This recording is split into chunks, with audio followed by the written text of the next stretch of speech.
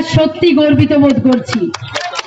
পুরো রাস্তা আস্তে আস্তে মানুষের যে জনজোয়ার দেখলাম বা মানুষের যে উচ্ছ্বাস দেখলাম, বাড়ির বউরা যখন দেখতে পেলাম যে রান্নাঘরের খুন্তি নাড়তে নাড়তে ছুটে আসছে, তখন একটা জিনিস বোঝা যাচ্ছে যে বিজেপি পাগলা, তোর আগে দিল্লি সামলা, তারপরে দেখবি বাংলা। আর সবচেয়ে বড় কথা, আমরা মেয়েরাই সব রকমের লড়াই করতে পারি, তাই তো আমরা দিদি সৈনিক।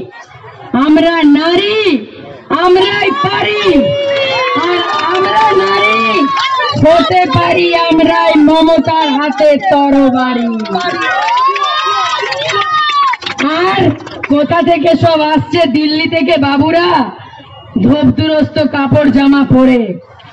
এখানকার কটা লোকের সুখ দুঃখের হিসাব জানে, কটা লোকের বাড়িতে আমফানে বাড়ি উড়ে গেছিল জানে, কটা লোক করোনার সময় কত কষ্টে কাটিয়েছে জানে। সেটা যিনি জানেন তার নাম মমতা বন্দ্যোপাধ্যায়। আর সেটা জেনে যিনি সেই পরিবারগুলো, দুস্থ পরিবারগুলোকে বাড়ি দিয়েছিলেন, তার নাম মমতা বন্দ্যোপাধ্যায়। আর করোনা মহামারীর সময় বাড়ি বাড়ি যিনি খাবার পৌঁছে দিয়েছিলেন, তার নাম মমতা বন্দ্যোপাধ্যায়।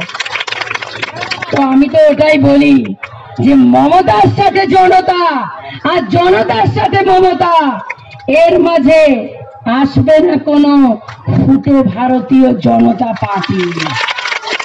তার কারণ বিজেপি ফর ভারতীয় জালি পার্টি, আর বিজেপি ফর ভারতীয় জুল্লাবাজ পার্টি। মানে যেটা কমন।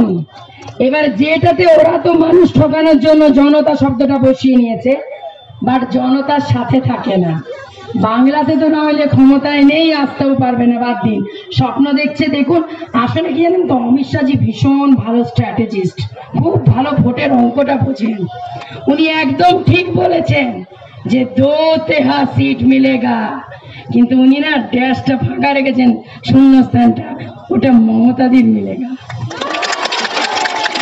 বুঝেছেন? ওটা তো মনে করুন।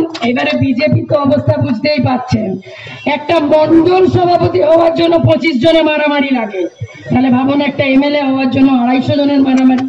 টিকিট তো একজন পাবে, আর বাকি 249 জন মিলে তাকে হারাবে।